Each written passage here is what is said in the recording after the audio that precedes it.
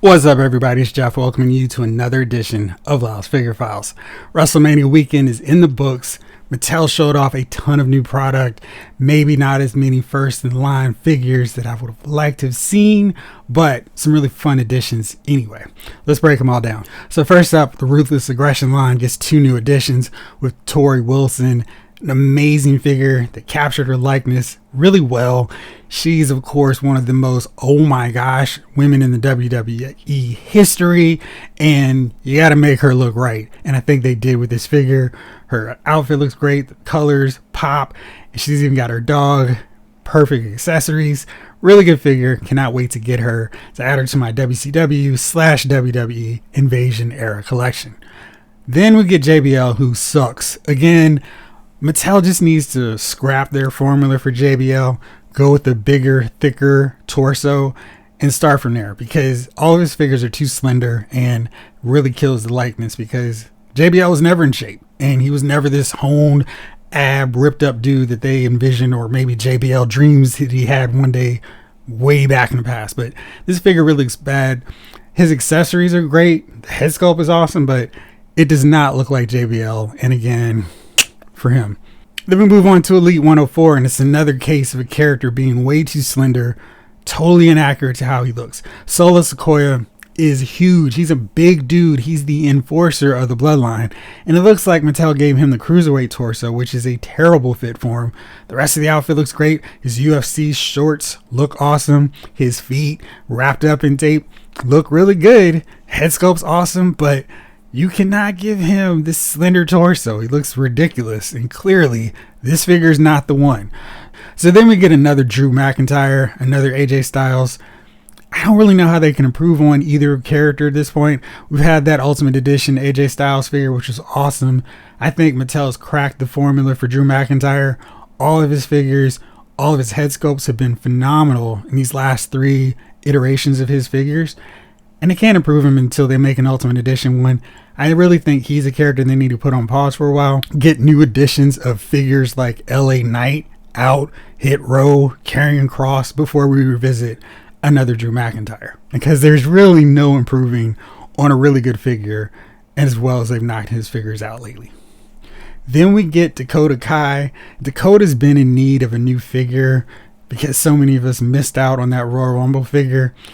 And I hate this head sculpt. This is one that you would use if you had her in an Ultimate Edition wave, where you could have several different head sculpts, and this one being her more extreme expression, not her only one.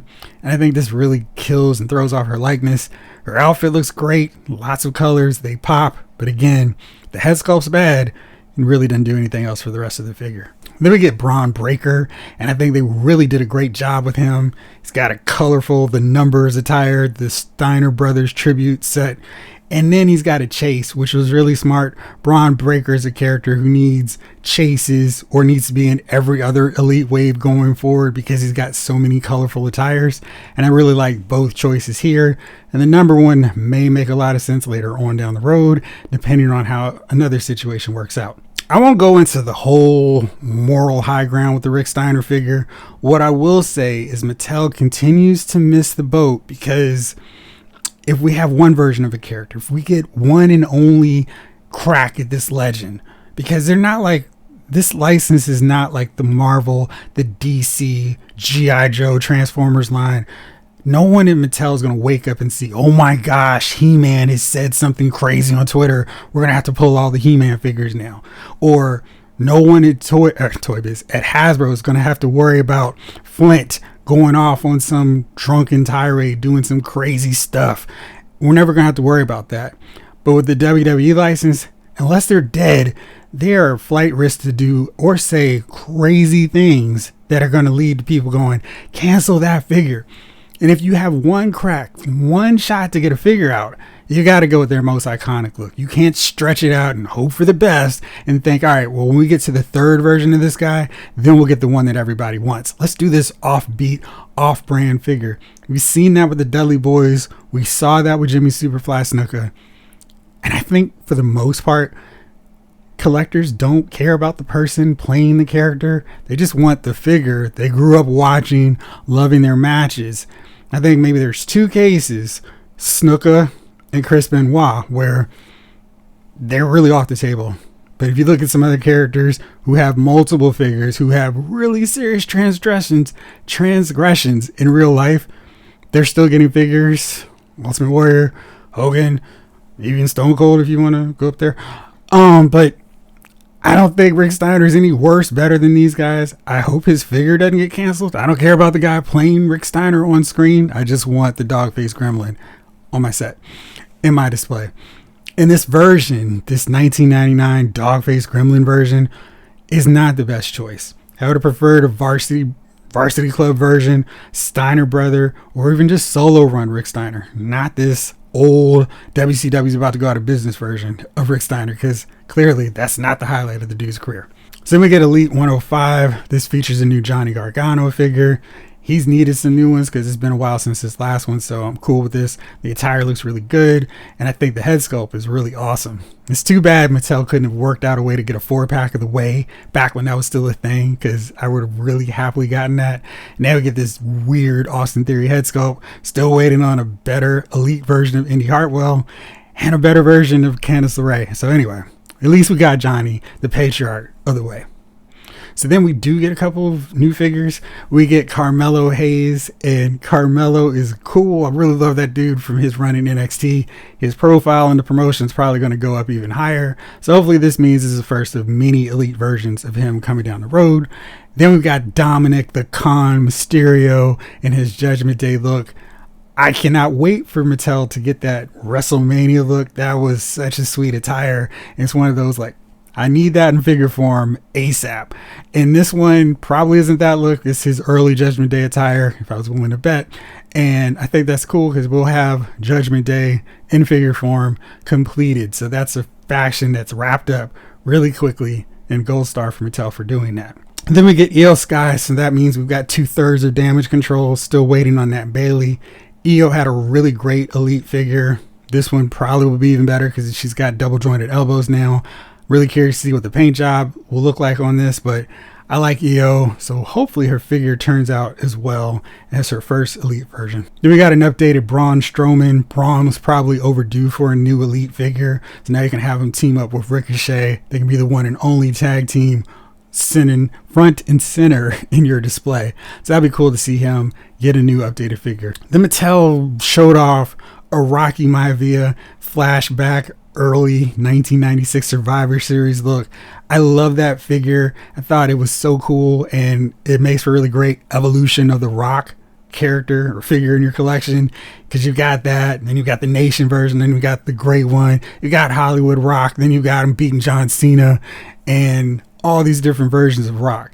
So it's really cool to have this one, really colorful. They did a really great job with his headdress or his shoulder piece set. It's a really nice figure, and I'm really happy for everyone that missed out on getting the figure in the first place. Then we got Hulk Hogan, and this is using the head sculpt from the Ultimate Edition figure, and it doesn't look like it has a headband, which is interesting, or even holes for the headband. But the cool thing with this figure is it comes with the original WWF title that he wore, so it has the green strap. The gold plating's a lot different. I'm really excited to see this in figure form, and I love that Mattel is finding new ways to get different belts out so we can capture all these different looks and all these titles that these characters held over the years.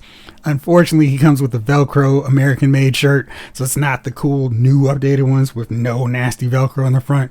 So we're still going to have to worry with that. Maybe there's a case where he has an alternate shirt that has no Velcro and it's just clean and uninterrupted.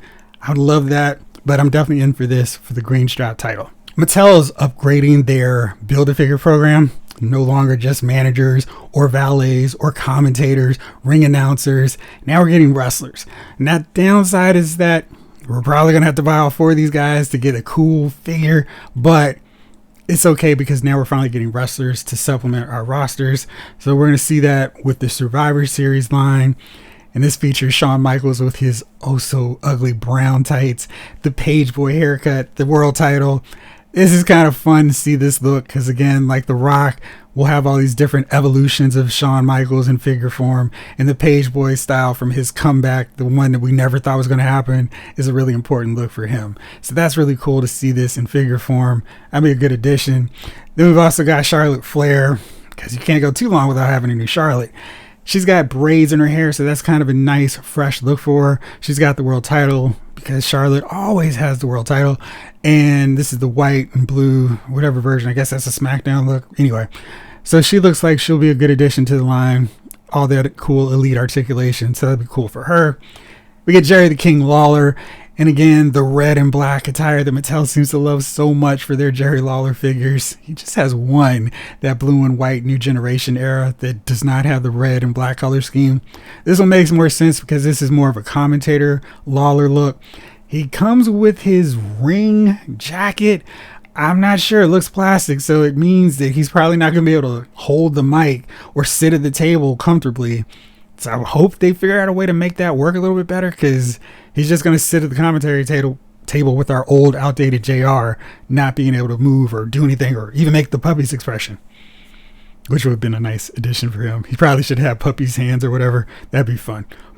And then the final reveal on this line was the Build-A-Figure, 1999 era British Bulldog. So he's got the jeans, and interestingly enough, he's got his jeans tucked in his boots, like we were all clamoring for the Scott Hall figure. So that's an optimistic sign. Scott Hall and British Bulldog are definitely different in height. Hall was 6'7", Bulldog was about 5'11". So unless there's a situation where using this boot mold will be a problem, we can fix that issue with that Monday Night Wars Hall. And it was confirmed that he's going to have another head sculpt. So his original one that they showed with his hair down is not the only one. He's going to have a screen accurate, moment accurate ponytail, which is really good. And I'm really looking forward to seeing what that head sculpt looks like. But this is a cool, different look for British Bulldog. Captures him when he made his comeback to the WWF, and he's fighting against Stone Cold, Triple H, Rikishi, The Rock, and all those guys when he's hanging out with the Mean Street Posse. It's a nice, different look for Bulldog. We have so many looks for him, and this is like his last important look in the WWE. Then we get another Build-A-Figure wrestler wave, and this one's the Royal Rumble. We're getting Batista, I assume from his 2005-6 era. He's still got hair, which is a good sign. I'm down for any of that Batista era, so looking forward to seeing what color tights he has in this version of his figure. Next up, we get Beth Phoenix, and she's got that cool, funky-looking mohawk. She's got her entrance robe from when she and Edge were fighting against Judgment Day. I don't have a modern day Edge, but to team up with this Beth Phoenix, I just might. Even though I don't tend to get a lot of figures of modern characters, I like this look for Beth, and I think this kind of fits her whole motif as the Glamazon really well. And then we get a Ridge Holland figure. He again suffers from JBL syndrome. He's too slender. He's not as big and brawny as he really should be, but he comes with a lot of really cool accessories. And it's nice to have him in the line as well. So we're going to have Butch or Pete Dunne and Sheamus. So we'll complete that faction. That's really cool to see. Have another one knocked out. And then the final fourth member of the roster is Brock Lesnar with the braided mohawk. That's a nice different look for Cowboy Brock. And it's cool to see him in this wave as well, because I don't have this one. That'd be a nice way to get him. The Build-A-Figure in this set is Virgil, and it looks like he's going to have the candy stripe tights. That's a cool look. And it completes another Survivor Series team for me. This is 1991. So it's got Piper, British Bulldog, Bret Hart, and now Virgil. Check that one off the list. And depending on how these parts are used, I'm figuring I can use a gene mold for another figure, maybe the British Bulldog, now that I think about it. So I could take the top half of this Virgil to make an NWO Vincent. I think I figured out that code. A cloth NWO shirt, and bam, I've got Vincent. Nice. Okay, cool. I'm excited about that. Next up was the exciting news that we're going to get 3 figures in each wave of Ultimate Edition. It had been 2 for so long, but I think the line has shown there's a huge demand for more articulated wrestling figures with premium accessories. Who would have thought? So now we're going to get 3 figures starting with Ultimate Edition 20. That's Bobby Lashley. Looks really good. Bianca Belair. She comes with really great accessories. A fashionable, big, fluffy ring jacket vest. And then our American hero, Kurt Angle, who comes with a smiling head, a neutral head, and a crying for joy head sculpt. I love that. And he's got a cloth singlet. There were some worries that he wasn't, and I was like, no, he's going to be fine. He's going to come with a cloth one. And hopefully this means we'll see a lot more Kurt Angle figures in the Ultimate Edition format. We probably need to get a bald head with a smiling head sculpt, a really serious one, and an angry head sculpt to capture all the different looks of Kurt Angle as the wrestling machine. I'm really excited to see him in Ultimate Edition because he is definitely a character, a figure that will benefit from having extra articulation. And then we got the figure behind that WCW Nitro ring. Mattel teased it was going to be a figure that's been really demanded, and it is. It's Easy E himself, Eric Bischoff. He comes with a cloth shirt where it's not a full deal because he's like got his full leather jacket look. So you're just going to put like a bib essentially of a cloth white shirt and then your NWO shirt, so you can go either way, pre-NWO, or I'm hanging tight as Hollywood's hype man in the NWO, Easy E. Really like that. I think that's a really cool figure to put with this ring. I know there's the Ruthless Aggression Bischoff, but this is the one I wanted. It's got the hair down straight too, so looks like we're going to have 2 Ultimate Edition rings before it's all said and done. Now we just need Mattel to come up with a war game set so I won't feel like I've wasted so much money getting 2 of these rings. Then they kind of teased their next potential crowd fundraiser, the Raw's War Stage. And I think that's going to be really contingent on how this Nitro set does. As of right now, on April 3rd, it is 27% of the way funded. So it's got 1,353 of the 5,000 backers needed. I really thought WrestleMania weekend was going to drive more people to get this thing funded, but so far it's slow going and it does not look really good for anybody who wants that early bird Hulk Hogan, which means there's going to be less value on this set because instead of 5 Ultimate Edition figures, you're probably just going to have 4. And that assumes that it gets to 11,000 backers to get that Ultimate Warrior. More than likely, you're going to get Rey Mysterio, DDP, and maybe Big Papa Pump. Not great odds for that, so we'll see. Hopefully this doesn't deter Mattel from doing more playsets in the future. And then finally, the figure I was really excited about seeing was the Superstars Captain Lou Albano. Captain Lou was a really important figure in the mid 80s and really one of the spark plugs to starting that whole rock and wrestling time frame. He comes with his gold album plaque. That's great, and I'm really hoping to see him in an Ultimate Edition format, maybe a Coliseum Connection 2-pack with Cyndi Lauper as a San Diego Comic-Con exclusive. That would be a good use of that format. And then I can have him guide George Animal Steel and at least Davey Boy Smith down to the ring. So really hoping to see him in Ultimate Edition form, and seeing him in Superstars is a really good indication that he's definitely not just on the radar, but coming sooner rather than later. So those are all the big reveals. I'm really excited to see what's going to come up down the road. Hopefully the Rick Steiner figure is not canceled. We can get an Ultimate Edition Steiner Brothers and not have to worry about, oh my gosh, the one Rick Steiner figure they did was this whack version. Hopefully we don't have to see any craziness like that. Anyway, let me know what you guys think of all these reveals. Let me know which ones you're planning on picking up. As always, thank you so much for watching. This episode of Lyle's Figure Files has been filed.